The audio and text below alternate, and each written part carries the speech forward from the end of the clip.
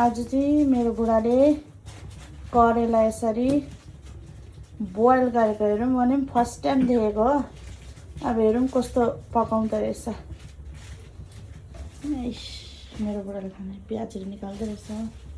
ल साथी हो, करेला पनि बोइल भइसकेछ हो। अब मेरो बुढाले चाहिँ अब कसरी बनाउने हो हेर्दै जानुहोस् तपाईँहरूले पनि।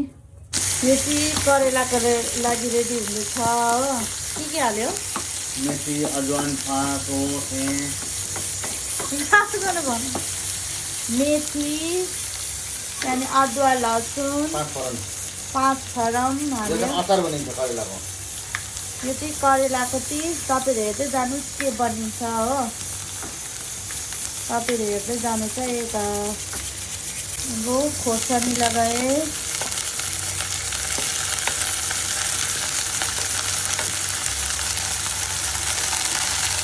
मजाले चलायो यसलाई। अदुवा लसुन लगाएँ कुचाएर हो। तपाईँ भन्नु नि हो मुखलाई।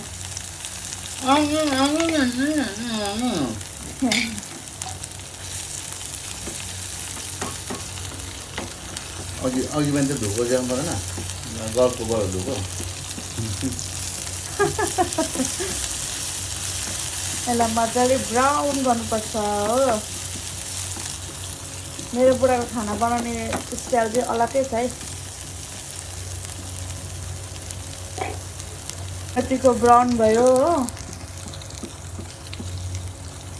तेल चाहिँ हाल्नु हुँदैन। तेल चाहिँ थोरै कम्ती होइन, एकदम कम्ती तेल। त्यहाँदेखि टमाटर लगाएँ।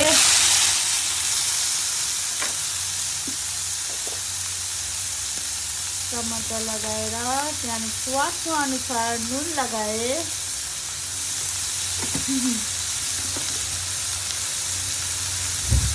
हल्दी लगाएँ। कश्मिरी पाउडर पनि लगाऊ न। त्यहाँ भएको छैन कश्मिरी पाउडर हाल्नु अहिले। टाइमिङमा पकाउनुपर्छ। मजाले चलायो। काट्नु हुँदैन नि।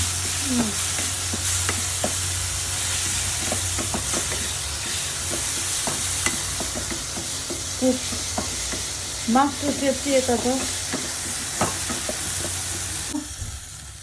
अब करेला पनि लगाएँ हो।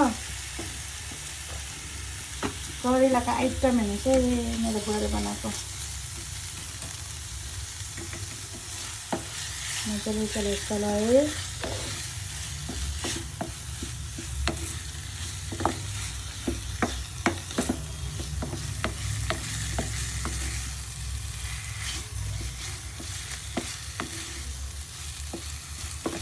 त्यो करेला चाहिँ यस्तो भएछ। करेला चाहिँ अब रेडी भयो। करेला पनि यो चाहिँ करेलाको के हो? के हो करेलाको के अरे? दम। राम्रोसँग दम। करेलाको चाहिँ दम अरे। अब फर्स्ट टाइम सुनेको नाम पनि करेलाको दम अरे। ले करेला पनि रेडी भयो।